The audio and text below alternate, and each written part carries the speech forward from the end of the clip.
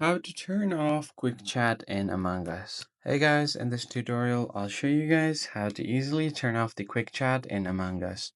So quick chats are basically preloaded chats that help player to send pre-written messages so that it's easier for them to communicate within the meetings.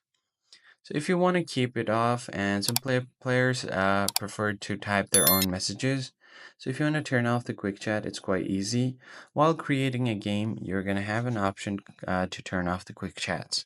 So let's see how to do that. Go to the play option, go to online. Now you're going to have to be the host of the game to change the settings. So tap on create game. And once you have done that, you can select all of the options. Now just head over to the chat section. And if this is selected to quick chat, you will only be able to use quick chat while playing and will only play with other quick chat users. Instead of that, you're going to have to change the chat type to free chat. So after you've done that, you should be able to type in all of the messages you want, not just the quick chat option.